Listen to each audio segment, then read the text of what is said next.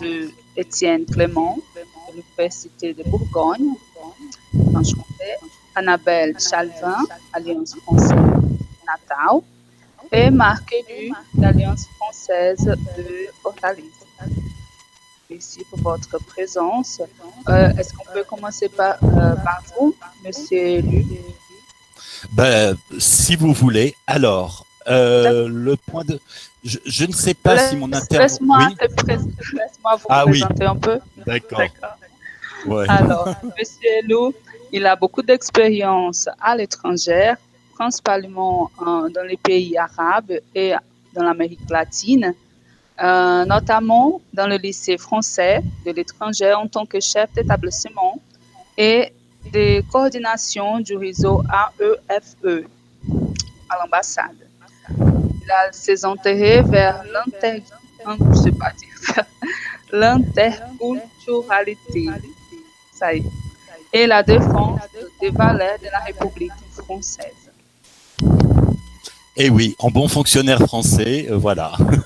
Je suis représentant de l'État français, donc je défends les valeurs de la République française qui sont parfois mises à mal, surtout en ce moment. Hein, c'est un combat de tous les jours et auquel les Français doivent se réunir. Hein, sur des notions qui sont souvent très françaises, qui sont souvent mal comprises. C'est pour ça que la culture est essentielle. Donc c'est pour ça. Alors j'ai fait un peu mon cabotin. J'ai changé 3 fois en fait d'intervention. J'ai regardé votre table ronde hier et je me suis aussi adapté. Et donc moi, ce qui m'intéresse beaucoup, c'est le côté culturel et le lien, l'interculturalité. Alors l'Alliance française.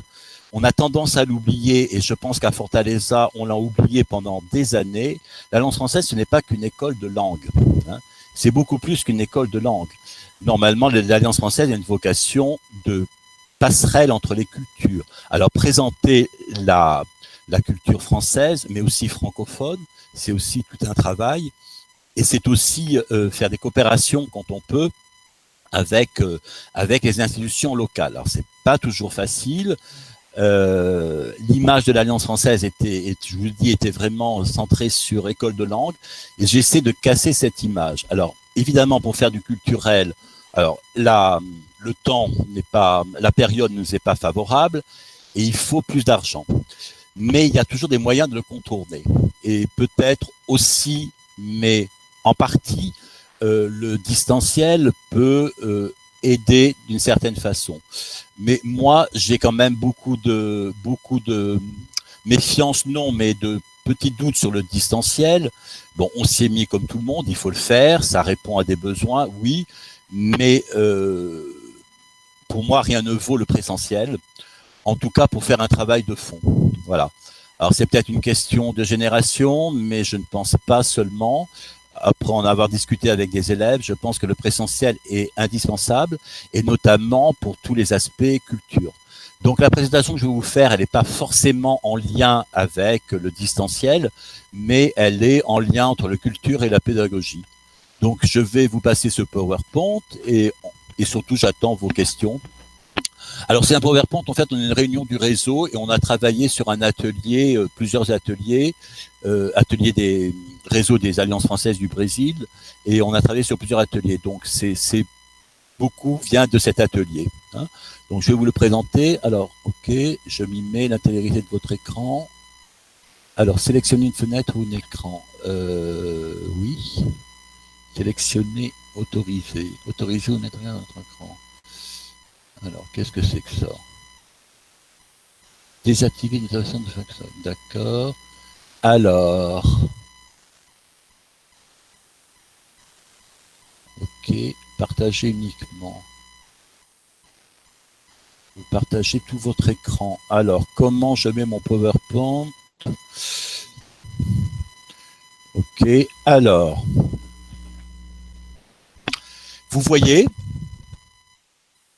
Est-ce que vous voyez? Oui, très bien. Oui, oui parfait. Oui. D'accord. Alors, ben déjà, oh là là, maître, j'ai mis 3 T, vous voyez? Ah, bon, ça commence. Alors, déjà, je vous souhaite une bonne fête, une bonne journée internationale du professeur de français. Hein. Voilà, félicitations à tous pour le travail très important que vous faites. Et et être professeur de français, c'est être polyvalent. C'est beaucoup plus qu'être un enseignant de langue, à mon avis. C'est une dimension culturelle, sociologique et même parfois philosophique. Donc, notre réflexion, c'était comment intégrer la culture et la pédagogie, parce qu'on constate qu'il y a souvent un écart. Hein. Les pédagogues d'un côté, les culturels de l'autre. Alors, ma vision, évidemment, elle est Alliance française, mais je pense qu'elle peut s'étendre à vous tous, à toutes l'enseignement du français, hein, dans quelque cadre qu'il soit. Donc, on est parti sur les exemples que nous avions, comment la mettre en œuvre, quels sont les enjeux d'une approche culturelle en termes pédagogiques, quels sont les enjeux d'une telle approche pour notre action culturelle, les enjeux pour le marketing, et jusqu'où peut-on aller dans cette intégration, et même faut-il aller dans cette intégration. Donc, parlons des enseignants. Donc, la mobilisation des professeurs est essentielle pour essayer de faire le lien entre le culturel et le pédagogique. Mais nous avons des différentes réalités, des âges, des types de contrats. Dans les alliances, la majorité quand même des professeurs n'ont pas un contrat, je veux dire, à temps plein. Hein. Donc, ils sont souvent obligés de travailler dans d'autres institutions, ce qui complique les choses. La partie culturelle est parfois perçue comme une charge supplémentaire par le professeur parce qu'il la connaît pas forcément, hein, parce que dans sa formation, il n'a pas eu forcément cette dimension. Souvent, ça demande du temps, donc il n'y a pas aussi un intérêt économique aussi. Hein, il faut voir les choses de façon réaliste. Et pourtant, ce sont les canaux privilégiés pour la diffusion auprès des élèves. Le contact avec l'élève, même si le directeur peut intervenir, mais voilà, le contact principal, c'est son enseignant et c'est sa référence. Donc, alors les éléments de contexte. Donc, c'est vrai que nous, quand une des raisons qui motive les étudiants à s'inscrire dans une alliance française, c'est souvent l'offre culturelle. Hein. Mais paradoxalement, ces élèves, ils participent peu aux activités culturelles. D'où question, d'où interrogation. Donc moi, je dis à mes professeurs, et j'essaie de le faire moi-même aussi, que voilà, faire comprendre que les activités culturelles sont pleinement intégrées au processus d'apprentissage et constituent des moments d'apprentissage au même titre que les activités proposées en salle de classe. Donc là, je parle des activités extérieures. Et c'est vrai que nous assistons quand même depuis plusieurs années, voire une ou deux décennies, à une évolution des profils. Avant, nous avions dans les alliances françaises, et même pour l'enseignement, enfin, du français, des gens amoureux vraiment de la culture française, francophiles, même de famille. Et là, on voit que le public change. Le public est plus utilitariste. Et par exemple, les étudiants qui veulent un niveau en français pour faire un échange dans les universités françaises. Et avec la notion culturelle est beaucoup moins importante. Et pourtant, quand on apprend le français, on ne peut pas le dissocier, l'enseignement du français, de la culture. Alors, quand je parle de culture au sens large. Évidemment, la culture classique, qui celle-ci est toujours reconnue, mais je parle aussi des manifestations culturelles beaucoup plus populaires qui incarnent, qui représentent l'ensemble du peuple français ou des pays francophones. Et ça, c'est peut-être plus difficile à percevoir. Et quand on est brésilien, on n'a pas forcément cette image de la France, puisque on travaille sur des stéréotypes. Et le rôle du professeur de français aussi, il me semble, c'est d'être capable de casser ces stéréotypes des Brésiliens sur la France et inversement d'ailleurs, inversement. Par contre, on se rend compte que les habitudes du public, là, le goût pour certaines disciplines, alors la gastronomie, ça marche bien. Ça marche bien chez les Brésiliens et un peu partout dans le monde. C'est un point fort qu'il faudrait développer. Il faudrait développer. Alors, si on veut voilà, on s'est dit, mais que faire pour associer du contenu pédagogique aux activités culturelles? Alors, peut-être des brochures avec vocabulaire thématique et préparation en amont de classe. Alors, peut-être noter une, une activité culturelle. Par exemple, on va avoir une exposition actuellement. Moi, j'ai une exposition sur les langues. C'est une exposition scientifique de la Villette sur les langues en péril, avec un film. C'est très intéressant, c'est très pédagogique, c'est très didactique. Pourquoi pas envisager de mettre une note, hein, puisqu'on est toujours dans le système de notes, sur une activité culturelle. Après, voilà, élargir le concept d'événement culturel. Il faut que ça aille au-delà de la programmation culturelle, des manifestations artistiques. En fait, il faudrait que ça soit inséré aussi dans chaque cours du professeur. Alors, on a depuis bientôt 1 an une nouvelle méthode, qui s'appelle la méthode Défi à l'Alliance française, qui est une méthode qui est plus axée sur les aspects culturels, qui est plus axée sur la francophonie. Vaste débat, mais je reconnais quand même la difficulté pour le professeur. Le contenu est très riche et demande de la part du professeur une culture générale et un travail en amont très important. Et on ne peut pas tout demander à un professeur de français. Donc, c'est comment aider le professeur dans ce processus. Alors, des propositions concrètes, c'est peut-être mettre en avant les étudiants lors des événements culturels, que les élèves deviennent un peu les acteurs culturels, renforcer le lien entre le culturel et le pédagogique. C'est souvent 2 mondes différents qui s'ignorent. Valoriser la dimension émotionnelle de l'expérience, c'est-à-dire, voilà, ça a été préparé en amont, si les étudiants s'y impliquent, plus de chances que ça fonctionne. Hein, voilà, on en parle plus quand on en fait partie. Alors, des propositions, ateliers d'écriture. Patricia Rekawi en a parlé hier. Alors, voilà, ça c'est je parle de culture, on va dire de culture populaire, de culture sociologique. Hein. Je ne parle pas de la grande culture parce que le problème, il n'est pas tant, si on étudie Victor Hugo, si voilà, les grands écrivains, c'est plutôt dans ces manifestations culturelles plus populaires. C'est pas péjoratif quand je dis populaire, bien au contraire. Alors, voilà, des soirées apéro, on peut faire, profiter, voilà, les crêpes, évidemment, les galettes des rois, les chasses aux œufs, l'indication de vin. Ce sont un peu des classiques, hein. Après, on avait pensé speed dating à la Saint-Valentin, les mini concours d'élégance, ça peut plaire. Alors, les expositions commentées, moi je commente l'exposition, j'ai commenté quand les élèves étaient en présentiel sur l'exposition sur les langues en péril. C'est assez intéressant, voilà, que le directeur ou un professeur puisse commenter une exposition. Bon, des trucs sur le pain, tout ce qui est gastronomique, les séjours linguistiques et les voyages culturels. Alors évidemment, la période ne s'y prête pas, mais c'est une piste pour nous pour amarrer plus les étudiants à l'aspect culturel et à la connaissance de la France. Des échanges avec des établissements scolaires francophones peut être envisagés. Et quelque chose de bien, c'est un collègue qui le fait, c'est avant son cours, il y a toujours une visio ou un audio en rapport avec la culture. Donc, commencer son cours toujours sur un élément culturel, indépendamment des éléments culturels qui sont dans Défi. Après, voilà, alors, ça, je vous parle, c'est l'idéal, hein. Tout n'est pas forcément réalisable. Mais évidemment, la création d'un groupe composé d'étudiants et de professeurs pour détenir la promotion culturelle serait l'idéal. Intervention des artistes en salle de classe, plutôt qu'ils viennent. Hein.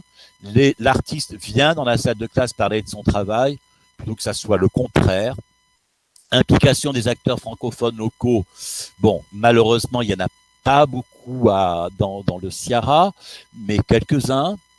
La communication, évidemment, par tous les moyens, par les professeurs essentiellement, et par la direction, et puis les réseaux sociaux, évidemment. Alors, Nous, on a la chance d'être un réseau, donc on travaille de plus en plus à l'échelle nationale. On a fait une campagne à l'échelle mondiale d'ailleurs sur la promotion de l'enseignement du français, hein, en général. Donc ça peut aussi avoir des retombées pour vous tous, hein.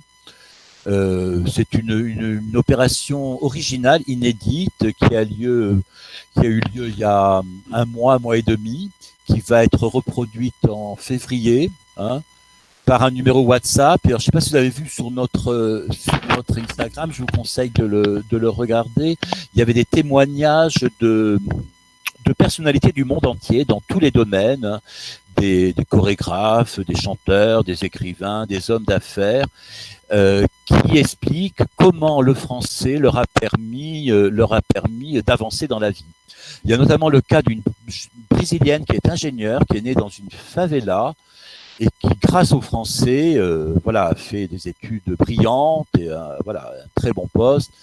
C'était montrer comment le français peut servir dans la vie, hein.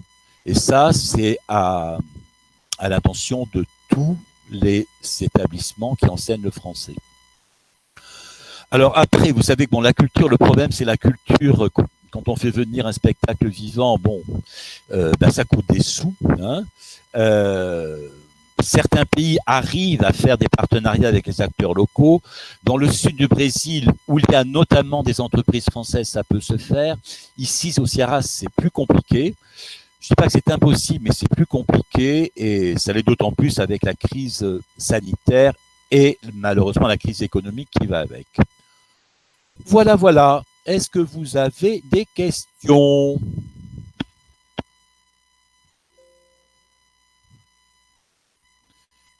Alors, arrêtez le partage, voilà. C'est bon. Alors. Ah, Ernesto. Ça va ? Salut. Directeur de l'Alliance française de Natal. Alors, est-ce que vous avez des questions? J'aimerais bien. Oui, on peut faire des questions maintenant ou on peut les garder pour après. Oh, maintenant, pendant que je suis chaud. Moi, j'ai toujours eu de la curiosité à propos comme je peux dire, des apports que les institutions sont en train de donner aux profs.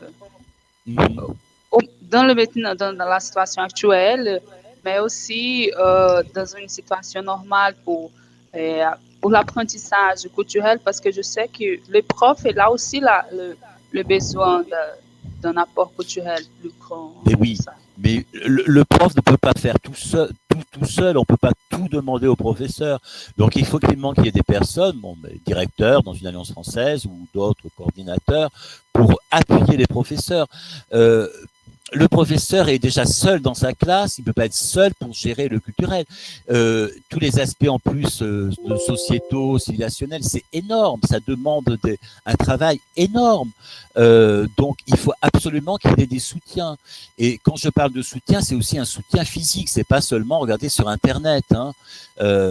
Moi je suis absolument pas pour le tout virtuel, tout sur Internet, c'est pas possible. La vie, c'est pas ça, ça ne sera jamais ça, sauf si on veut un monde aseptisé et robotisé. Il faut des contacts humains, il faut qu'une personne soutienne le professeur. On ne peut pas tout demander aux profs. On leur demande beaucoup. Souvent, je dis, et même moi à l'Alliance, avec des contrats quand même, pas à plein temps. Donc il faut vraiment des gens qui soutiennent, et le rôle d'un directeur d'une alliance, c'est ça avant tout. C'est ça avant tout. Voilà. Merci. On a d'autres questions? Profitez. Ernesto. Vous pouvez les garder à la fin. Alors, j'ai pas parlé évidemment de tout, mais vous les connaissez, les ressources pédagogiques et culturelles qui sont mises en place grâce au virtuel. Nous on travaille beaucoup sur Culture Tech, hein. Alors, je rappelle, Culture Tech, c'est en fait une bibliothèque virtuelle voilà, accès à des livres, des revues, des audios, des films. Mais contrairement à ce que vous pouvez penser, ce n'est pas réservé à l'Alliance française. Vous pouvez, vous, en tant que professeur, venir à l'Alliance, vous inscrire à Culture Tech. Hein, je crois que ça doit être 80 reais pour l'année, avec la bibliothèque. Et enfin, c'est un outil, moi, que je recommande toujours à mes professeurs, parce qu'il est très riche. C'est une bibliothèque virtuelle. Bon, je ne parle pas après de, évidemment, IFProf, TV5 que vous connaissez. Mais en fait, en maintenant, moi, j'aime bien me fixer sur une chose, donc je me fixe sur Culture Tech, parce que voilà, l'éparpillement me semble un peu dangereux. Voilà. Culture Tech, c'est une référence. C'est une référence. Donc, je vous rappelle, si vous souhaitez, vous, professeur de français du CIARA, vous y inscrire, vous venez à l'Alliance et on vous inscrit avec plaisir. Voilà, voilà. Est-ce que vous avez des clubs de lecture? Alors oui, alors on a ouvert un club de lecture et d'ailleurs Eduardo ici présent. Ah ben il a quitté la réunion. Ah ben est-ce qu'on parlait de lui, il a rougi, il est parti. Alors en fait c'est sur l'initiative de 3 professeurs qu'on a ouvert un club de lecture gratuit pour nos étudiants et ça a eu un succès très important. Alors d'abord c'était en présentiel, j'avais un peu peur quand on passait en distanciel, mais c'est vrai qu'on a 3 groupes, donc on a ouvert un maintenant pour les élèves extérieurs à l'Alliance. Ce club de lecture est gratuit pour nos élèves, mais ça fonctionne très bien, ça fonctionne très bien. Donc là on envisage de faire la même chose en fait sur des films, quoi. Ouais, club de lecture c'est très bien. Ils sont regroupés par niveau? Oui, il y a les débutants et après à partir du niveau B1. Ouais, oui. Alors, ce qui me manque, moi, j'aimerais monter quelque chose au niveau C1, C2. On a beaucoup de mal à avoir des élèves. Bon, c'est un peu notre structure, avoir des élèves au niveau C1 et C2. Et je le regrette je regrette vraiment parce que c'est vraiment là que ça devient très intéressant d'apprendre le français, quoi. Voilà, parce qu'on est plus à l'aise et on va vers des choses. Voilà. Et les aspects culturels, ils sont absolument incontournables dans ce niveau-là. Hein. Exactement. Donc, je regrette vraiment, mais effectivement, l'apprentissage du français est long. Mais voilà, nous, les élèves nous quittent au niveau B2, c'est très, très dur de les retenir. Donc, j'essaierai justement par des moyens culturels. On a le cours de conversation, mais je voudrais axer plus sur les aspects culturels. Voilà, voilà. Je ne sais pas ce qu'en pensent mes collègues, Ernesto, Annabelle. Marc, bonsoir. Bravo pour la présentation. Content de te voir. Oui, moi aussi. J'espère que la prochaine fois, ce sera au vive. Oui, c'est mieux hein, quand même. Ça serait mieux. Hein. C'est une très bonne idée, cette idée de club culturel, parce qu'on a en Natal, on a une demande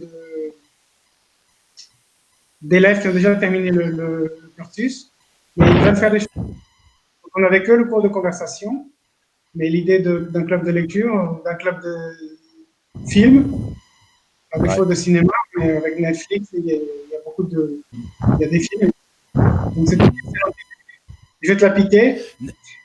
Ernesto, on t'entend pas très bien, ça coupe, enfin, ça coupe beaucoup. D'accord. Voilà. Donc tu retiens l'idée. Vous pouvez écrire aussi. Si vous voulez. Ok. Annabelle. Oui, bonsoir à tous. Je voulais juste ricocher sur le culturel pour dire que souvent, nous, qu'on est dans notre classe, on pense à nos objectifs, on pense plutôt aux objectifs linguistiques et pragmatiques, et on oublie souvent le côté culturel, on laisse un peu tomber. Hein. C'est vraiment dommage, et c'est vrai que, par exemple, nous, en Alliance, on a la francophonie, la semaine de la francophonie, mais c'est seulement une semaine dans l'année. Souvent, c'est au premier semestre. Au deuxième semestre, on n'a rien, en fait, vraiment de semaine, grosse semaine, gros événement. Bon, on a le festival Varelux, quand même, qui a déjà commencé. Donc, c'est vrai, un autre gros événement. Mais c'est vrai que c'est une très bonne idée, ce club de lecture. Ernesto, je pense qu'on pourrait l'engager. Enfin, on pourrait le commencer.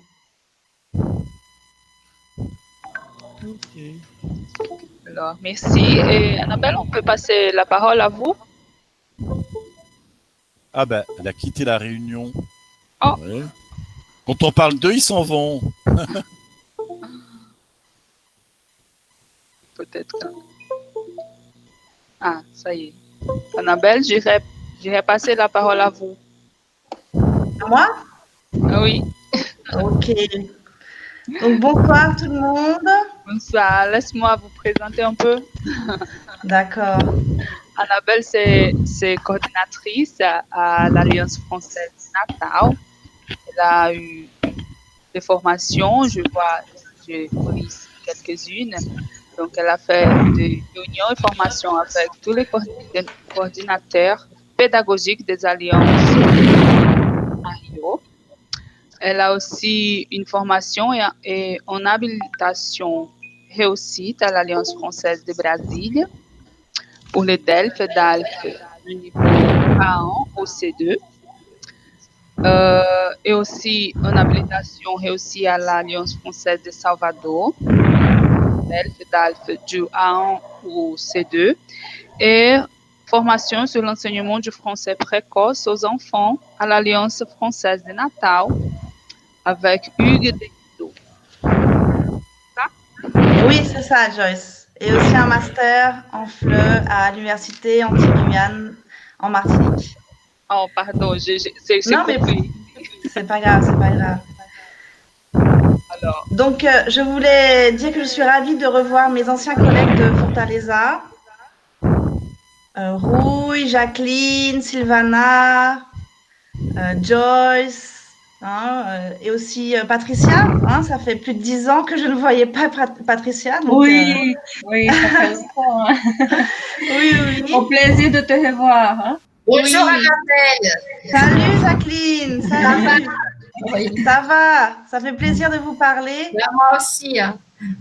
Et je me souviendrai toujours de la pièce de théâtre qu'on a faite avec Joyce et Rouille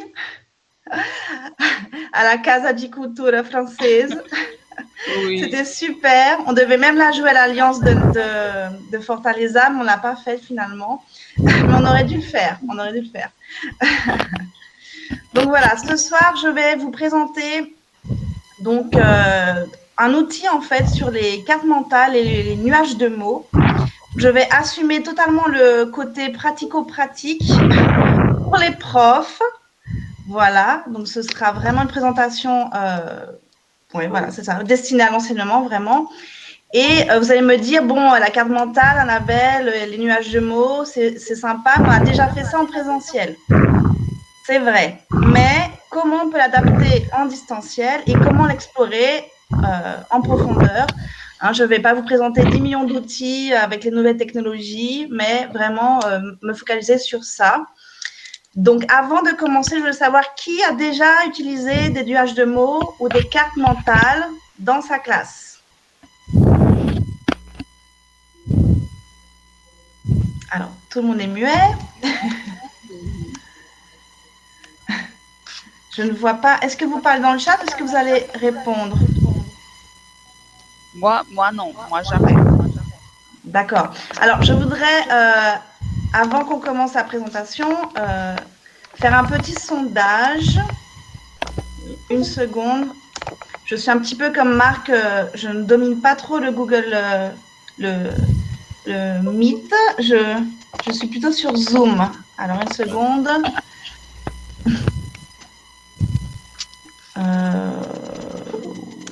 Une petite seconde, je vais partager mon écran. Est-ce que vous voyez mon écran ou pas? Ça y est. Oui, est-ce que vous voyez le QR code? Oui. Commence. Oui, alors, donc voilà, ma présentation. Ah oui, je voulais avant souligner que cette présentation, bien sûr, elle vient de mon expérience, mais aussi je suis allée piocher à gauche et à droite sur Internet, évidemment, pour étayer cette présentation. Et je tiens à souligner également que j'ai été aidée par Isabelle Benevides, une de nos professeurs de l'Alliance, qui a travaillé tout le côté mise en page. Voilà, je voulais quand même le signaler. Donc, on y va. Si vous avez chez vous, sur votre téléphone portable, un lecteur de QR code, je vous invite à à scanner et à participer au petit sondage. Vous allez voir, c'est très rapide. Je vais profiter de ce moment pour demander à ceux qui n'utilisent pas le micro de le bloquer, hein, parce qu'il y a une interférence qui gêne un petit peu. Oui, la personne qui fait du jogging, s'il vous plaît. Parfait. Vous êtes en train de répondre au sondage, c'est bon? Oui.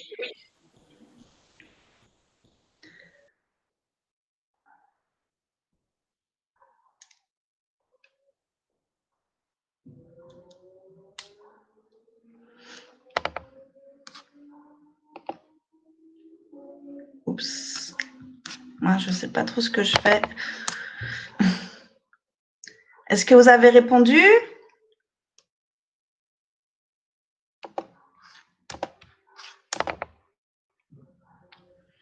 Oui, je viens de terminer. D'accord.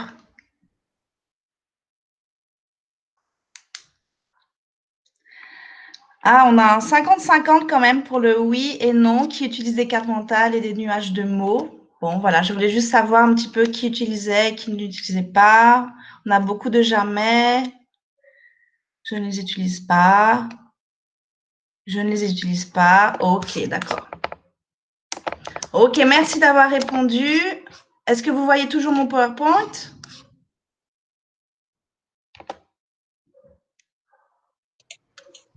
Vous voyez toujours mon PowerPoint? Oui. Ok, super. Alors, ok. Une petite seconde, je vais l'ouvrir en grand.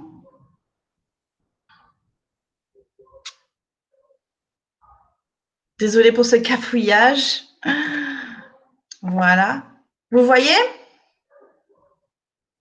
Oui. Oui, Ok. oui, oui. Donc voilà. Donc je vais vous présenter quand même quelques outils, pas 10 millions non plus, mais certains que j'utilise. Hein, MindMeister, le Google, pour le nuage de mots WordArt, Mentimeter et Taxedo. Donc voilà, on y va. Donc pourquoi la carte mentale, à quoi ça sert? Donc c'est vraiment un outil pour comprendre, pour mémoriser d'une façon assez quand même visuelle et structurée. Donc voilà, et aussi pour voir, comme je l'ai mis en gras, revoir le cheminement, donc des liens entre les idées. Voilà. Donc elle permet aussi de se concentrer sur le côté ludique de la chose, de dynamiser cette classe en distanciel. Ça peut faire vraiment une pause sympa, par exemple après, je ne sais pas moi, un point grammatical ou même en début de classe, comme brise-glace, ça peut être sympa. Toujours avec le côté visuel, avec des mots-clés, les couleurs, des dessins, et qui fait donc appel aux deux hémisphères du cerveau pour faciliter la compréhension et la mémorisation de l'information. Donc, je ne sais pas si vous savez, mais celui qui se dénomme pas l'inventeur, mais le créateur peut-être du mind map, c'est Tony Buzan depuis les années 90, on va dire. Donc, il y a à la fois le processus et le résultat. Continue. Les objectifs, vous voyez?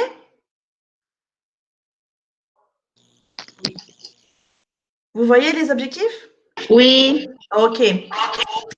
Donc alors, on peut souvent penser que la carte mentale ou les nuages de mots, c'est seulement pour le côté lexical. Mais non, on peut aussi travailler d'autres compétences.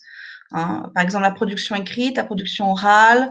Ça peut servir d'outil de diagnostic, d'outil de révision, d'outil de création, pour visualiser, pour mémoriser, et comme j'ai dit tout à l'heure, donc pour le côté ludique. Donc voilà, il y a beaucoup d'objectifs, en fait, c'est pas seulement lexicaux. Donc, voici la carte mentale de la carte mentale. C'est un petit peu le schéma de ce que je viens de dire. Donc, je vous laisse regarder. Voilà. Maintenant, on peut se poser la question, quoi en faire après? À quoi ça sert finalement tout ce travail après? Donc, garder une trace écrite. Pour la révision, par exemple, après, vous pouvez l'envoyer ou le renvoyer aux étudiants. peut être lu et relu régulièrement pour ne pas oublier. Hein, et c'est aussi, mais on n'y pense pas souvent, une carte mentale ou un nuage de mots qui peut être enrichi et complété. C'est pas, on l'a fait et puis c'est fini. Non, on peut toujours donc le compléter. Après, une petite courbe de l'oubli, voilà, pour montrer l'importance en fait de la révision, surtout pour les élèves qui sont plutôt visuels. Donc voilà, c'est très important pour eux de relire et revoir tous ces nuages de mots, ces cartes mentales. Voilà. Donc, comment les travailler, surtout à distance, hein, comment on peut faire ça? Donc, envoyer le lien pour que les étudiants éditent, donc soit par email, soit par un QR code, soit par un code, un numéro. Hein, ça peut être comme travail à faire à la maison. Donc, ça, c'est super pour la classe inversée, que ce soit de manière individuelle ou collective. Voilà, par exemple, si on travaille le lexique, hein, donc par exemple faire une carte mentale, un nuage de mots au début et à la fin pour comparer les deux et voir à quel point les étudiants ont enrichi leur vocabulaire. Ou vous pouvez le faire aussi pendant la classe, hein, tout le monde ensemble, tout le monde peut éditer collectivement. Est-ce que vous voyez toujours? Oui. Ok. Oui. Ok, donc voici un des premiers outils, le MindMeister. Plusieurs avantages.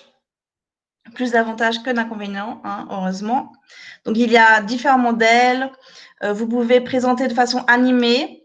Il y a une personnalisation à la fin de manière, bon, ça peut être voilà, personnalisé ou automatique, individuellement ou collectivement. Et vous pouvez mettre audio, vidéo et photo. Voilà, attention, inconvénient, c'est limité à 3 cartes, hein, et vous ne pouvez pas exporter en PDF. Voilà. Donc, ici, un exemple de ce que vous pouvez faire avec vos élèves. Voilà. Ici, il y a le lien de ce que j'ai fait sur le thème de l'eau. Donc, voilà, après, si vous voulez voir. Donc, voilà, c'est très sympa, très visuel. Ça peut paraître compliqué comme ça, mais je vous assure, c'est juste une question de pratique parce que c'est très facile ajouter une vidéo, une photo. Il y a beaucoup de tutoriels après. Mais bon, il faut s'y mettre après en tant que prof. C'est juste ça, il faut s'y mettre. Google. Je ne sais pas si je prononce bien. Voilà, donc aussi une carte mentale. Très sympa, comme ça, un peu sous forme d'arbre. Hein. Donc, collaboration en temps réel, ça c'est bien. Possibilité d'édition. Vous avez aussi l'historique des changements, ça c'est pas mal. Hein, pour revenir à une version éditée, par exemple, que vous avez fait il y a quelques jours. Et aussi toujours l'intégration d'images. Hein, ça c'est très sympa aussi. Donc, il faut faire attention avec, dans les outils pour savoir quelle version vous allez utiliser. Est-ce que c'est la version gratuite, la version payante? Parce qu'évidemment, il y a des différences. Hein. Donc, par exemple, la version gratuite de Google, elle a beaucoup de choses. 3 diagrammes privés, dossiers partagés, intégrables, exportation, téléchargement en PDF, ça c'est bien. OK. Et aussi d'autres choses. Voilà. On va passer au nuage de mots. Donc voilà un autre outil très sympa. Choix de la langue, la police, les couleurs, mise en page, etc. Donc ça, c'est un nuage de mots que j'ai fait avec mes élèves. Je crois que c'était le niveau 6 ou le niveau 7. Donc ici, en fait, quand vous allez taper, quand vous allez présenter, par exemple, les inégalités, ici, il y aura un code qui va s'afficher. Les élèves prennent leur téléphone portable, ils tapent le code et après, ils ont des entrées de mots. Donc, vous pouvez après vous-même délimiter le nombre de mots que vous voulez que les étudiants tapent. Donc, voilà, et ils vont voir en temps réel le nuage de mots prendre forme. Après, vous pouvez enregistrer les présentations et pourquoi pas les réutiliser pour d'autres classes. Par exemple, en effaçant les mots, vous allez gagner du temps. Voilà. Après, on a le word art qui est très sympa parce que, par exemple, si vous mettez vos étudiants en groupe, par groupe, hein, vous leur donnez un thème, par exemple, c'est à eux de trouver la forme, l'image, la couleur, c'est à eux de tout faire, de tout éditer, c'est très sympa. Ils disposent d'une grande banque d'images Et le résultat est voilà, toujours très créatif. Ça, c'était pour le niveau 7 en intensif et c'était le thème de l'environnement. Voilà. Vous me suivez toujours? Oui. Oui. Ok, parfait. Donc maintenant, pour la production orale, hein, pour ne pas travailler seulement que le lexique, donc voilà quelques exemples. Par exemple, donc le mot intrus, hein, vous présentez un nuage de mots et vous leur dites attention, hein, il y a un intrus dans cette liste. À votre avis, de quel mot il s'agit? Donc voilà, par exemple, pour introduire, pourquoi pas, comme disait Marc, hein, commencer par un élément culturel. Hein, ici, par exemple, les symboles de la République. Voilà, ça peut être un warm-up pour commencer la classe. Sinon, vous avez le mot mystérieux. Hein, vous avez une liste de termes qui s'emploient toujours avec un mot et vous allez leur demander donc de deviner le mot. Et d'ailleurs, je voulais vous montrer et en faire un tout de suite avec vous pour vous tester. Je ne sais pas si vous voyez, une seconde. Est-ce que vous voyez ici mon écran avec la tour Eiffel? Yes. Oui. Oui. Oui, j'entends bien yes. Ok. Alors, mot mystérieux, regardez, vous avez comme mot main, téléphone, bar, boule, chance, cœur, œil, soleil.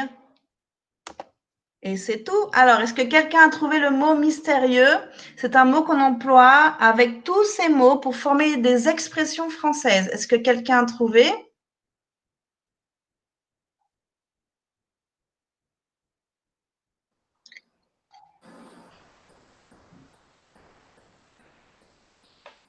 Et je pense qu'Ernesto, il fait le geste.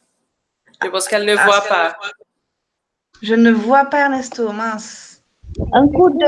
Un coup. Coup, oui, super. Très, très bien. Donc, après, pour la production orale, vous pouvez leur demander, alors, coup de main, qu'est-ce que c'est? Donnez-moi un exemple. Coup de téléphone, coup de barre, coup de boule, coup de chance, hein, coup de chance, coup de cœur, coup d'œil, coup de soleil. Et après, vous pouvez, je ne sais pas moi, leur demander de faire des petits dialogues en utilisant ces expressions. Et voilà, vous allez travailler la production orale. Donc, voilà un petit exemple sympa pour le mot mystérieux. Est-ce que vous voyez toujours le PowerPoint? Oui. Oui. Ok, parfait. Après, vous avez le brainstorming, hein, le remue-ménage. Évidemment, le classique remue-ménage. Hein, ici, c'était qu'est-ce que la France vous évoque, pardon. Qu'est-ce que la France vous évoque? Donc, voilà.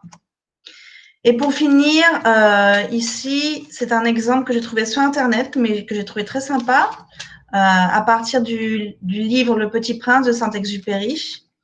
Donc voilà, chaque élève devait sélectionner 20 mots. Et ils ont fait un petit, voilà, un nuage de mots avec les mots du livre. Donc voilà, j'ai trouvé ça très intéressant. Merci pour votre attention. Voilà. Merci, Annabelle. Très intéressant ce ressources-là. Il y a des questions, vous pouvez faire maintenant. Vous pouvez garder à la fin.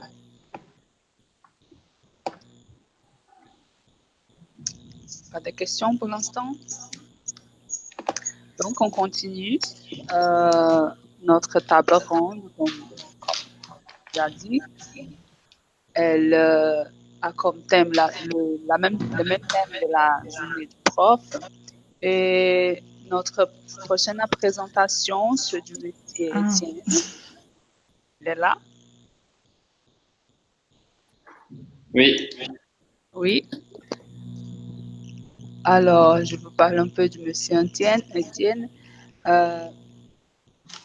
Il est titulaire d'un master en relations interculturelles et coopération internationale à l'Université de Lille et d'un doctorat en sciences du langage à l'Université de Bourgogne, Franche-Comté. Il enseigne le portugais et le français depuis 2014 dans l'enseignement secondaire et supérieur français et autrichien. Parallèlement, il est le créateur de l'événement culturel et scientifique Lille, je ne sais pas comment on dit ça, Choro Festival, c'est ça, en France, et du mouvement musical Club du Choro à Vienne et en Autriche, où il est basé depuis 2018. Merci beaucoup pour la présentation. Merci beaucoup à Tiziane aussi pour l'invitation. Je suis ravi de vous voir même virtuellement dans cette période pandémique. Maintenant, on travaille devant les écrans tout le temps. C'est plus difficile, mais on s'y habitue. Donc voilà, ici il est déjà 23h30. Je vais essayer 23h23. Je vais essayer d'être assez concis pour pas trop déborder. Ma présentation va plus être universitaire, mais je vais quand même donner des exemples pratiques de mes expériences d'enseignant de français ici à Vienne, où j'ai enseigné pendant 2 ans le français langue étrangère en lycée. Et également, ma présentation s'appuiera sur mon expérience d'enseignement du portugais à l'université de Lille en France, où j'étais basé avant d'arriver à Vienne en Autriche, où je suis depuis maintenant 2 ans. Donc voilà, je vais essayer de connecter mon PowerPoint pour que vous puissiez suivre la présentation, si j'y arrive, parce que comme mes collègues, je ne maîtrise pas non plus Google Meet, je suis plus sur Zoom. Alors.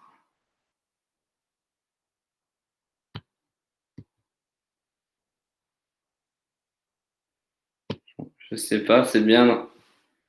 C'est en bas à droite dans Présenter maintenant, c'est ça? Oui, oui, c'est ça. Oui. Le bouton est gelé, comme si je pouvais pas cliquer dessus. Je sais pas, il y a peut-être un petit problème. Alors, je vais essayer de résoudre ça.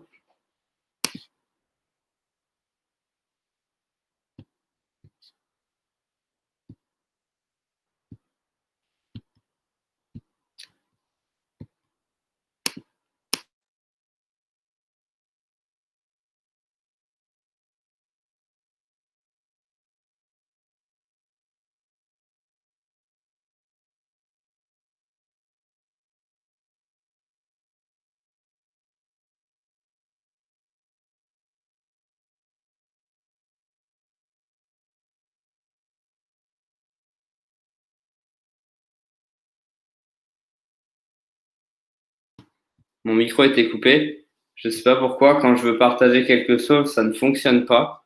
Du coup, c'est vrai que sans support, ça va être un peu plus compliqué. C'est écrit, votre navigateur n'est pas compatible avec le partage d'écran. Donc, bon, je vais... Si vous voulez envoyer la présentation, je vais passer. Ben oui, je veux bien. Je suis vraiment désolé. Je peux vous l'envoyer, je sais pas comment, par email ou par WhatsApp.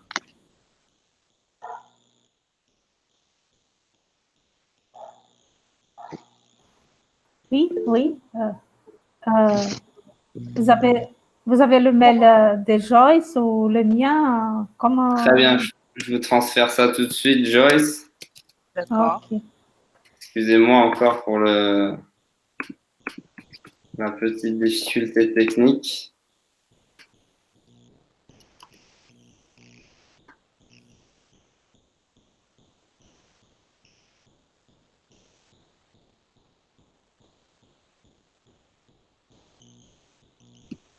Alors c'est bon, c'est envoyé. Bon, en attendant, je vais quand même commencer pour pas vous laisser à quai. Donc, ma présentation s'intitule de l'incompétence aux apprentissages interculturels dans l'enseignement du PLE, donc PLE et FLE, FLE, regard croisé et perspective future. Donc, comme je vous le disais, je vais m'appuyer sur mes expériences d'enseignant donc à l'université en France du portugais langue étrangère et ici à Vienne en tant que enseignant de français en lycée où j'ai œuvré pendant 2 ans dans des lycées généralistes de Vienne. Là, ça aurait été mieux d'avoir le PowerPoint, mais je vais quand même vous la lire. J'ai l'habitude de commencer mes présentations par une citation et j'en ai choisi une du philosophe et sociologue français qui s'appelle Jacques de Morgon, qui est encore vivant. Et Jacques de Morgon dit la chose suivante, je le cite, « L'interculturel est le contraire d'une solution. Il est d'abord un ensemble de situations qui nous englobent. Il est un ensemble de problèmes qui nous dépassent. » Donc ça, c'est un livre qu'il a publié en 2002 qui s'appelle « Complexité des cultures et de l'interculturel ». J'ai choisi tout simplement cette citation pour illustrer ce concept qui est assez polysémique d'interculturel, qui est beaucoup utilisé en didactique, mais aussi dans d'autres sciences. Et je voulais pointer là, en fait, la difficulté de l'objet de ce concept d'interculturel, qui est d'abord voilà, un objet très compliqué à définir pour pouvoir aussi ensuite l'amener un peu plus tard dans la salle de classe. On sait que les compétences interculturelles sont présentes dans le cadre européen commun de référence des langues, avec différents objectifs, mais on a parfois du mal à évaluer en fait précisément ces compétences interculturelles à partir des différentes visions de l'interculturel qui ont été mises en place dans la didactique des langues cultures. Cette vision de Jacques de Morgon est une vision évidemment plus philosophique et non pas didactique. Donc, je vous ai fait un plan en 3 parties. Joyce, je ne sais pas si vous avez reçu mon PowerPoint. Sinon, je peux continuer, mais c'est vrai que c'est... j'essaie là. J'essaie de désolé. le mettre, parce que c'est un peu long, là, Internet.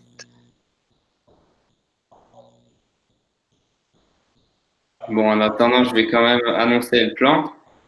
Donc, je vous ai fait une première partie justement sur cette notion de incompétence interculturelle, qui n'est pas de moi, mais qui est d'un mathématicien qui s'appelle Louis Couturat et qui a été repris justement par Jacques de Morgon. J'expliquerai pourquoi j'ai utilisé ce concept et comment j'ai apporté dans la salle de classe à partir de mes expériences d'enseignant de FLE et de PLE en France et en Autriche. Donc là, je donnerai des données sur les élèves, etc., le contexte de ces enseignements. Ça sera la deuxième partie. Et enfin, la troisième, j'essaierai de vous donner comment on peut justement utiliser ces apprentissages et non pas compétences interculturelles dans une perspective future à partir de mes réflexions. Alors, ça va juste être le plan, c'est le diapo numéro 3. Joyce, s'il vous plaît. Celui-là? Merci beaucoup. Voilà, c'est ça. Donc, voilà le plan. On va commencer sans plus attendre au niveau des considérations épistémologiques de l'interculturel. Vous pouvez passer au diapositive suivant. Donc, comme je vous disais, en fait, ces réflexions-là sont enracinées en fait dans mon expérience de doctorat que j'ai effectué de 2013 à 2017 à l'Université de Bourgogne-Franche-Comté, mais plus spécifiquement sur la compétence interculturelle des diplomates français et brésiliens, donc qui nourrissent ces liens de coopération internationale ou décentralisée entre la France et le Brésil. Et j'ai également, pendant cette recherche de thèse, aussi interviewé beaucoup d'enseignants ou de directeurs d'Alliance française, notamment l'ancien directeur d'Alliance française de Natal, sur ces problématiques-là. Vous pouvez passer au diapositive suivant. S'il vous plaît. Donc là, au niveau de l'interculturel, j'ai mis une citation, encore une fois, c'est le livre dont je vous parlais tout à l'heure, de Jacques de Morgon, qui nous précise que donc ce phénomène ou ce concept ou cette approche ou cette compétence, il y a vraiment beaucoup de mots qui l'entourent, elle est évidemment à prendre dans un long terme historique. Et je vais encore une fois citer Jacques de Morgon qui nous dit dans son guide de l'interculturel, que je vous recommande vivement, publié en 1999, il dit la chose suivante: avant de s'imposer comme sujet de réflexion et de recherche, c'est sur le terrain que l'interculturel a émergé comme problème. Lui, ses recherches, elles s'appuient sur les travaux de l'OFAGE, l'Office franco-allemand pour la jeunesse, qui a été créé après la Deuxième Guerre mondiale et qui avait pour but principal de retisser des liens entre la France et l'Allemagne, notamment entre les deux jeunesses de ces pays-là suite à ces 3 guerres mondiales en moins de 70 ans. Donc, il a vraiment développé des travaux, des réflexions à partir de ce terrain-là. Et un peu plus tard, toujours dans ce même livre, donc le guide de l'interculturel, il nous dit « Penser l'interculturel en formation, c'est accepter de s'engager dans un devenir qui n'est jamais entièrement connu d'avance. L'abondance et la profondeur des différences ou des ressemblances, incomprises entre nous et les autres, font de cette formation une tâche requérant de nombreuses qualités humaines. » Donc, on voit, juste pour terminer ce que je voulais dire, que ce champ est évidemment très, très complexe, qu'il est arrivé dans la didactique des langues beaucoup plus tard, dans les années 1970-80, vers les travaux du Conseil de l'Europe, notamment Michael Byram et bien d'autres. Et là, vous pouvez passer au prochain diapo. J'ai emprunté à Jacques de Morgon un de ses concepts, qui est celui d'incompétence interculturelle, justement pour non pas questionner la compétence telle qu'elle serait définie dans le cadre européen des langues ou dans d'autres systèmes d'évaluation, mais pour reconnaître plutôt le processus, la difficulté qu'on a à définir cette compétence, parce que cette compétence, évidemment, va se forger sur le terrain, dans la salle de classe, mais aussi dans les pratiques, et qu'elle va passer par un processus où on va devoir reconnaître l'incertitude, le choc, parfois des malentendus, évidemment, qui sont assez courants entre, par exemple, la France et le Brésil. Je me souviens de Gilles Lapouge, dans son dictionnaire amoureux, il avait fait un chapitre, dictionnaire amoureux du Brésil, sur ces malentendus entre la France et le Brésil. Bien que le portugais et le français soient des langues assez proches, il y a toujours des faux amis. Et donc, cette incompétence culturelle, il y a aussi ce qu'il appelle le processus d'interculturation. Je ne vais pas revenir dessus, mais en résumé, c'est le processus qui nous permet de déconstruire en fait nos stéréotypes, nos clichés, pour tendre vers ce qu'il appelle des apprentissages interculturels. Il arrive enfin à d'autres notions, et je m'arrêterai là pour cette partie conceptuelle pour pas vous perdre. Avant, comme ça, on va attaquer la partie 2 et je vais essayer de vous expliquer comment, à partir de mes travaux de recherche, j'ai essayé d'utiliser ces concepts dans mes enseignements et comment j'essaye de transmettre ces notions d'incompétence et d'apprentissage interculturel. Vous pouvez passer à la partie 2. Donc, comme je vous le disais en introduction, je me suis basé pour cette présentation sur 2 expériences d'enseignement du portugais en France, à Lille, à l'université où j'étais avant, et maintenant à Vienne où je suis basé depuis 2 ans en lycée. Vous pouvez continuer. Je vais vous donner une présentation donc de ces contextes. Donc à Lille, c'était des étudiants de géographie et d'économie qui avaient un niveau débutant A1. Et ils avaient la plupart comme souhait d'effectuer une mobilité académique, notamment au Brésil. À l'époque, bon, c'était encore le fin de règne de Lula Dilma. Il y avait encore cette attractivité du Brésil qui malheureusement a particulièrement décru depuis quelques années en France, même si les universités ont encore des liens très très forts. Donc, ils avaient un niveau A1. J'avais défini les objectifs suivants que je vous ai mis en bas. Et pour l'enseignement du français, vous pouvez passer au diapositive suivant. Donc, l'enseignement du français, c'est en Autriche, où je suis basé ici à Vienne depuis 2 ans, où j'ai exercé en tant qu'enseignant en lycée, donc des lycées généraux. Et là, les étudiants, enfin les apprenants plutôt, avaient plutôt un niveau A2. Donc, ils étaient en lycée, donc ce qui équivaudra à première terminale, seconde première terminale en France. Et donc, on avait pour but d'atteindre, en tout cas, c'était dans ce qui était prévu par le lycée, le niveau B1. Et il y avait un certain nombre de ces apprenants qui ont aussi passé le DELF à la fin de l'année. Donc, il y avait aussi cet objectif avec certains d'entre eux qui avaient des projets de mobilité en France, plutôt dans le cadre au pair, comme je vous ai mis ici entre parenthèses. On peut passer au diapositive suivant.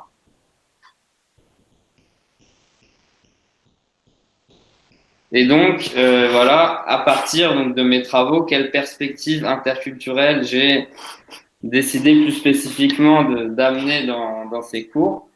J'ai choisi quelques thèmes sur lesquels je voudrais ici un peu plus approfondir. C'est le thème des représentations sur la langue culture cible, les mécanismes des représentations, des stéréotypes et des clichés, et la formation de ces représentations plus spécifiquement à travers les médias, donc notamment entre la France et le Brésil et l'Autriche et la France. On va donc arriver à la troisième partie, qui sont un peu les résultats de mes observations et de mes recherches aussi par rapport à cette notion donc d'incompétence et ce thème que j'ai choisi, notamment des représentations et de la construction de ces représentations, ces clichés, ces stéréotypes, via notamment le rôle des médias. Vous pouvez passer au diapositive suivant. Merci beaucoup. Donc, à l'intérieur de ces thèmes, là, j'ai choisi deux thèmes plus spécifiques, les représentations France-Brésil, France-Autriche et la communication non verbale. Vous pouvez passer au diapositive suivant. Et donc là, au niveau des représentations France-Brésil, j'ai extrait donc de ma recherche de thèse, en fait, j'ai utilisé une grille de lecture empruntée à Edgar Morin avec des polarités négatives et positives. Cette première question était clairement orientée sur les représentations et les clichés. Comme je vous le disais, dans mon corpus de thèse, il y avait des enseignants et des directeurs d'alliance française, mais aussi des diplomates. Donc, ce ne c'est pas que des étudiants, il y a en plus des étudiants de l'université. Et donc là, il y a des thèmes que j'ai fait ressortir. Je ne sais pas si vous arrivez à lire, juste pour que vous sachiez ce que c'est, la polarité négative. Selon Edgar Morin, ce sont des thèmes porteurs des valeurs masculines, telles que l'agression, le meurtre et l'aventure.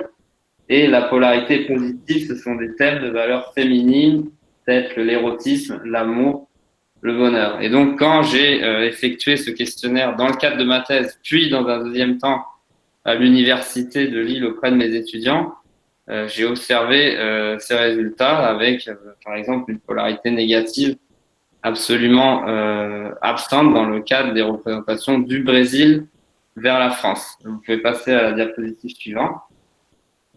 Dans le cadre des représentations France-Autriche, j'ai observé ici auprès de mes étudiants, enfin mes apprenants, des représentations, des stéréotypes aussi assez enracinés. Et je me suis appuyé sur les travaux d'une chercheuse ici autrichienne qui s'appelle Margit Eisel, qui est enseignante à l'université ici de Vienne et également à lycée. Et Margit nous dit la chose suivante. Là, je vous ai mis des schémas justement sur les représentations que les élèves autrichiens pouvaient avoir sur les Français ou vice-versa, à partir de la recherche de Margit Eisel et aussi de mes observations. Et Madame Eisel nous dit, je vais la citer, « Rien de tel dans les médias autrichiens, où sont utilisées des images bien plus dévalorisantes. Si la femme française se retrouve souvent dans son rôle érotisant de séductrice, en particulier, les hommes français sont souvent présentés de façon ridicule. Toujours un accent prononcé à l'appui, en général, dans les rôles de chef de cuisinier ou de séducteur pas toujours heureux. » Et donc, on se rend compte ici que depuis que je suis ici en Autriche, j'observe des problématiques que j'avais déjà touchées du doigt entre la France et le Brésil, qui ressortent sur cette question des représentations, des stéréotypes et des clichés, et notamment du rôle que jouent les médias là-dessus. Et donc, normalement, et à la fin de ma présentation, si ça fonctionne. Pardon, c'est... Pas de problème. Elle est sortie. Et donc, le troisième thème que j'avais ici choisi, c'était celui de la communication non verbale. Et je vous avais mis ici des citations Oui, je vous avais mis une définition d'abord. J'avais mis aussi une photo de François Hollande et Dilma Rousseff à l'époque où ils s'étaient rencontrés à Brasilia. Et vous pouvez passer à la diapositive suivante. Et je vous avais mis des citations ici de certains des apprenants par rapport à la culture brésilienne et sur cette problématique plus spécifique du langage non verbal que j'ai aussi travaillé ensuite dans la salle de portugais, plus portugais langue étrangère à l'université de Lille. Donc voilà un peu des citations. Et donc on va arriver à ma conclusion sur la dernière diapositive. Donc, ce que je voulais vous dire en résumé, même si j'ai utilisé beaucoup de mots compliqués et que ça fait contraste par rapport aux présentations qu'on en a eues avant, c'est que j'ai adopté donc une approche de l'interculturel un peu complexe par rapport aux travaux que j'ai cherché à vous expliquer de manière simple, mais en utilisant cette notion d'incompétence un peu pour l'opposer à celle de compétences, qui sont toujours des compétences abstraites, difficiles à atteindre, et cette notion d'incompétence met toujours en avant les terrains sur lesquels elle peut se construire. Évidemment, la salle de classe, mais aussi en dehors, quand l'apprenant sort ou va en mobilité ou revient après avoir effectué son échange. Et c'est la raison pour laquelle j'utilise ici la notion d'apprentissage interculturel à partir de ce processus afin de travailler sur, par exemple, dans le cadre de ces notions de représentation, de clichés sur ces apprentissages. Et j'utilise cette notion d'incompétence pour essayer de travailler avec les apprenants sur pourquoi ils ont ces a priori, d'où viennent-ils et comment on peut faire pour les déconstruire. Évidemment, ce champ d'interculturel, il est aussi à mettre en perspective avec d'autres sciences. Là, j'ai parlé de didactique et de philosophie, mais il y a Marie-Rose Moreau, par exemple, en France, qui mène des grands travaux d'ethnopsychiatrie qui sont passionnants sur ces problématiques. Ou en anthropologie, on pourra parler de Roger Bastide, mais il y en a bien d'autres aussi, sur la France et le Brésil, qui ont aussi abordé ces problématiques interculturelles. Et donc, je terminerai ma présentation par une citation d'un écrivain franco-camerounais qui s'appelle Marc-Alexandre Obambe, qui est aussi slameur. Il avait fait une tournée au Brésil en 2015, je pense, dans certaines alliances françaises. Et ça, c'est un livre qu'il avait publié il y a quelques années sur l'histoire de Dien Bien Phu, donc l'ex-Indochine française. Donc, il nous parle de ce lien avec l'étranger, ce rapport de ce que lui nomme altérité. Évidemment, là, on est plus dans le champ de la littérature, mais c'est un écrivain qui m'inspire beaucoup. Et donc, vous pouvez passer à la diapositive suivante pour vous remercier avec un dessin de Plantu, le grand dessinateur qui publie dans Le Monde tous les jours, mais aussi d'autres médias, et qui illustre un peu ce lien d'amitié pour le Brésil, qui est ma deuxième patrie. Je suis français pure souche, mais brésilien de cœur. Et voilà, je vous remercie à toutes et à tous pour votre attention. Et oui, j'ai mis évidemment ma bibliographie. Et évidemment, si vous avez des questions plus spécifiques sur ces notions ou sur ces résultats que j'ai pu décliner dans mes cours de manière plus pratico-pratique, je peux évidemment vous les transmettre par email ou vous pouvez aussi regarder dans les quelques articles que j'ai publiés. Et voilà. Et encore merci à Tiziana et à Marc, à Annabelle pour vos présentations. Tiziana pour l'invitation. Je suis ravi aussi de revoir Brune, que j'ai rencontré l'année dernière à Sèvres. On a fait une formation sur le FOSS fou l'année dernière pendant une semaine. Belk. Au Belk, Oui. voilà. Oui. Et voilà, c'est ça. Merci beaucoup. Je me tiens à votre disposition naturellement pour des questions ou des commentaires. Merci beaucoup. Très bonne présentation, même si, comme vous avez dit, il y a des termes un peu complexes et c'est vraiment un travail complexe. Donc, moi, je n'ai pas tout compris, mais bien, j'ai vraiment et trouvé les sujets très intéressants. Est-ce que vous avez des questions? Moi, j'ai une question. Je suis toujours intéressée par rapport, vous avez parlé du cliché, par exemple. Et c'est les premiers contacts, disons, on se rappelle du cliché quand on parle le français ou quand on parle du Brésil. Donc, quelle est la place de ce sujet-là dans votre travail? Pardon, il y a juste des interférences, j'ai pas entendu la question. Je vous demandais à propos du cliché dans la langue ou même dans la culture, quelle est la place de ce terme-là dans votre travail? Merci pour votre question. Ben, moi, ce thème, il est tout à fait central.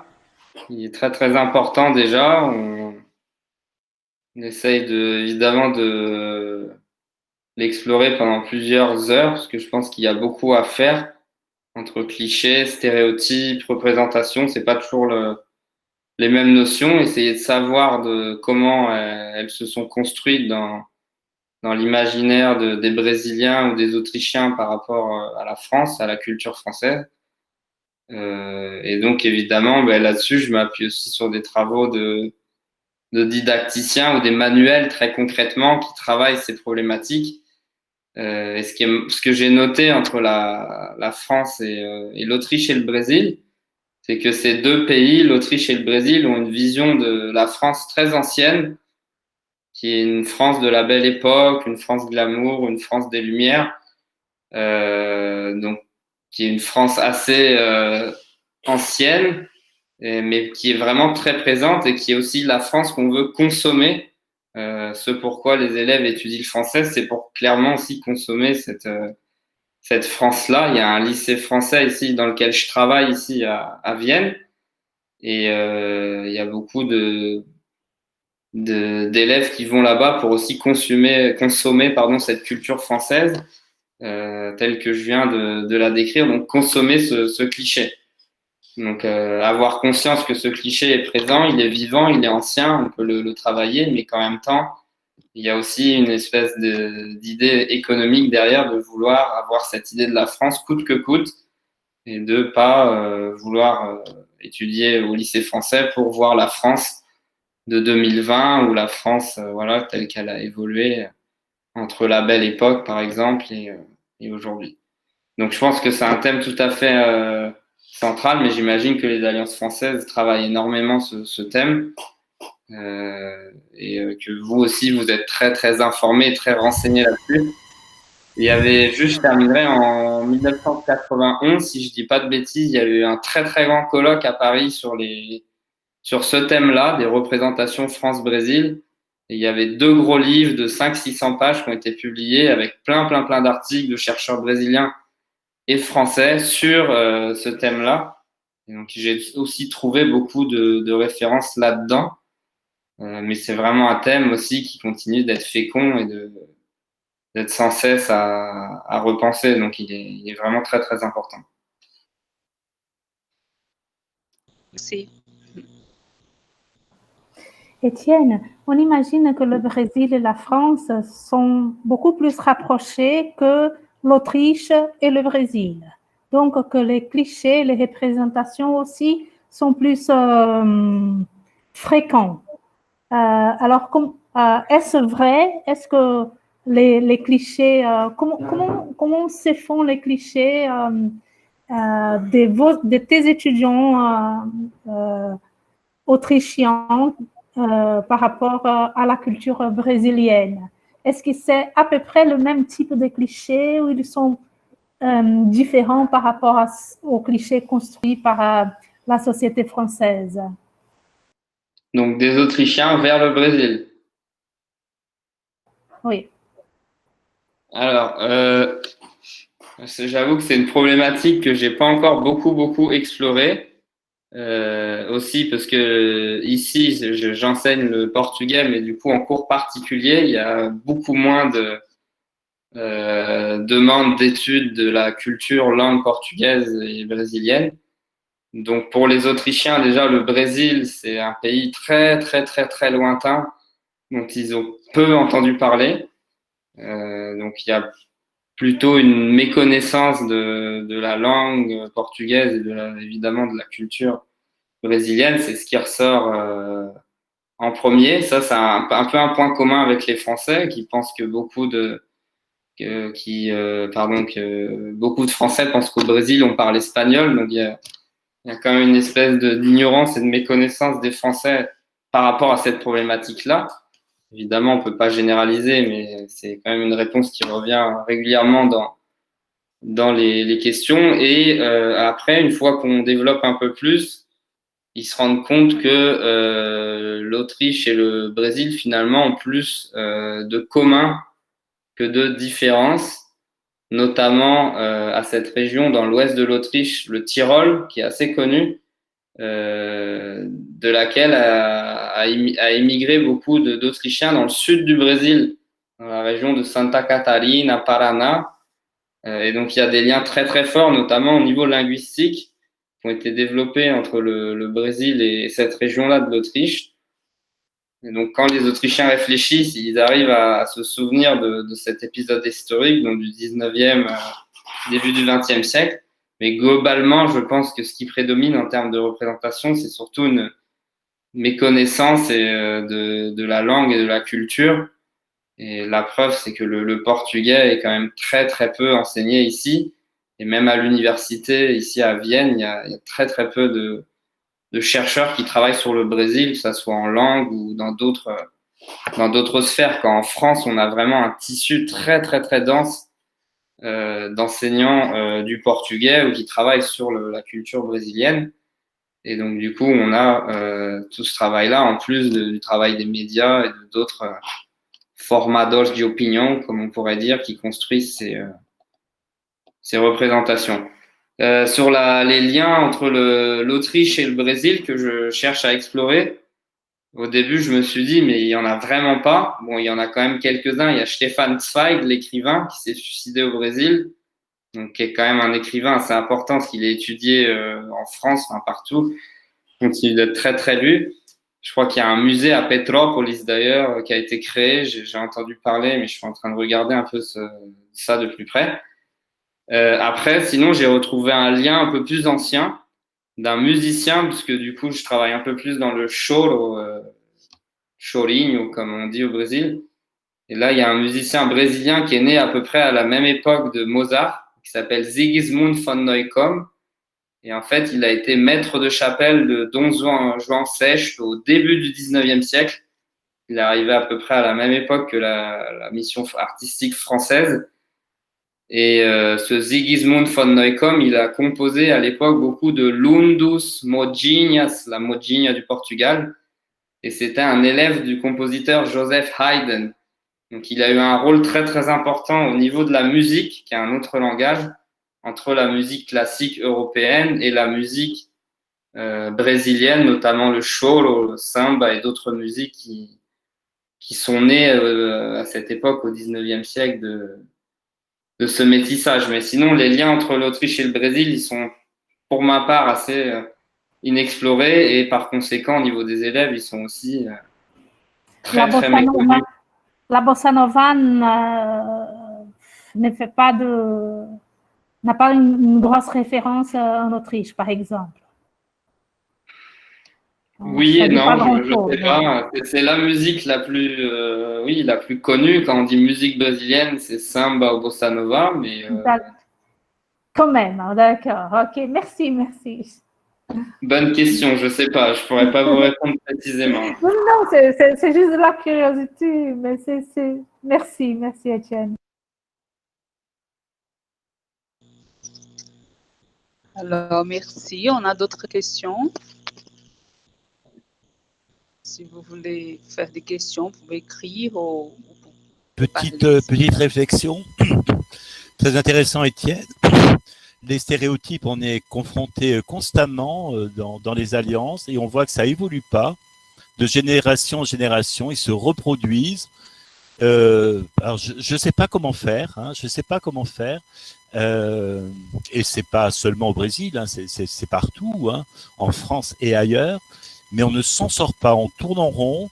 Je pense que les médias ne nous aident pas dans ce domaine. Et voilà, c'est un réel problème pour un directeur d'alliance, hein, parce que bien sûr, même mes professeurs qui sont brésiliens pour la plupart ont des stéréotypes et c'est normal.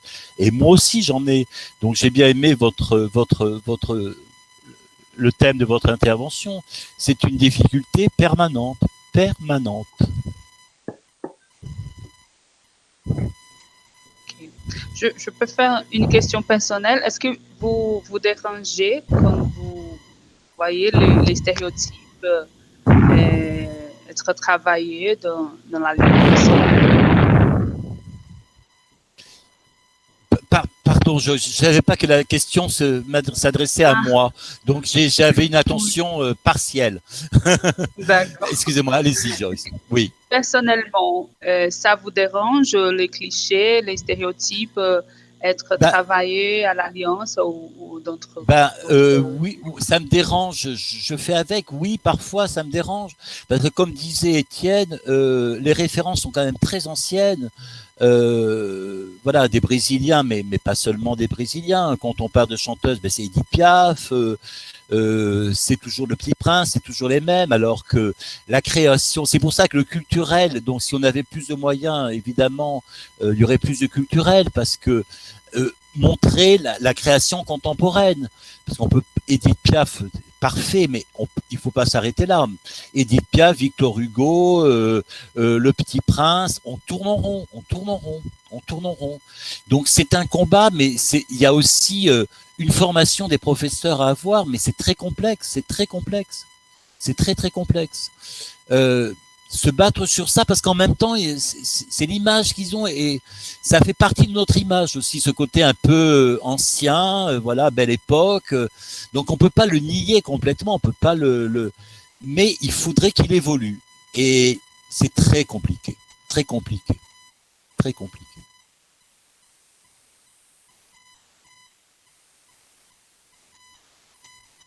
Oui, c'est vrai ce que tu disais sur la musique.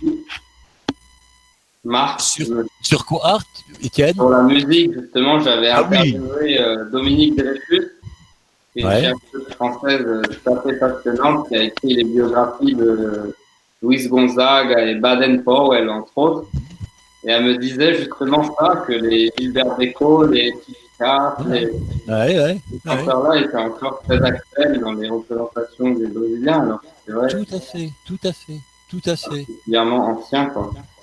On a donc la France a vendu aussi cette image. Hein. Ce soir, on a la finale du Festival de la chanson française qu'on organise depuis plusieurs années.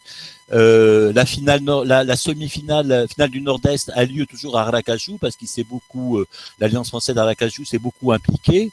Et quand on voit les titres, alors ça commence un peu à évoluer, mais Edith Piaf, elle est chaque année, elle est à chaque fois à plusieurs reprises, quoi.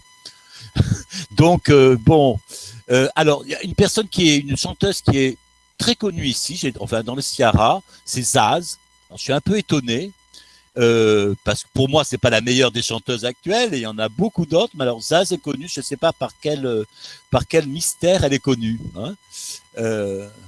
Voilà, mais c'est un travail considérable. Parler de la littérature aussi francophone, contemporaine. C'est très difficile, c'est très difficile, très difficile.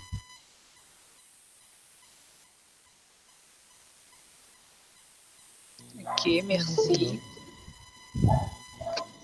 Oui, je trouve que c'est sympa. Zaz, moi, j'ai un collègue français qui a dit qu'elle n'a pas une voix éduquée. Moi, je ne comprends pas. C'est ça, mais bon. Une voix populaire. Bon, les élèves aiment bien parce que c'est sympa. Ouais. Alors, d'autres questions?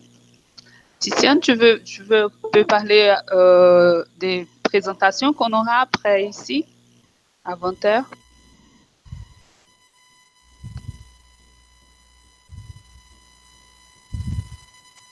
Oui, aujourd'hui, la Fédération brésilienne des professeurs de français nous a préparé un live. Donc, j'ai mis là sur le chat le lien.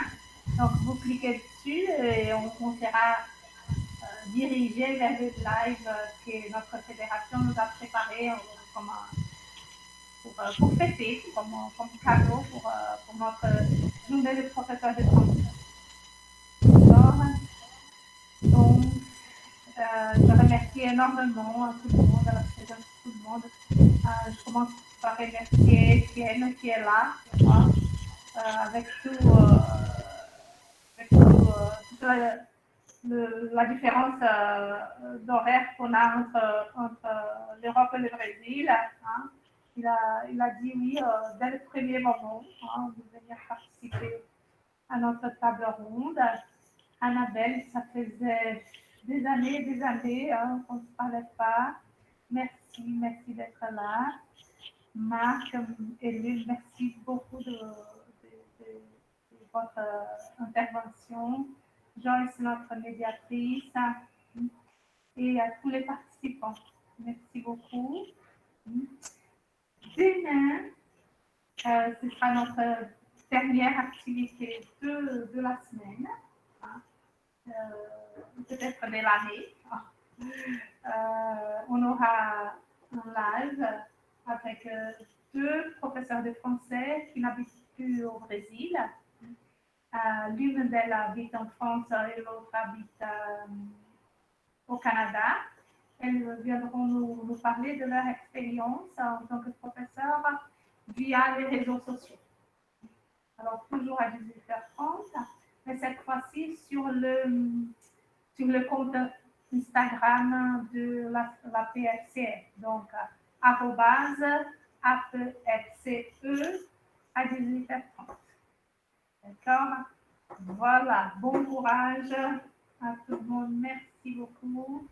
Merci du partage de tout ce que vous avez partagé avec nous, les diapos, les informations, les astuces. En fait, ça a été vraiment très riche.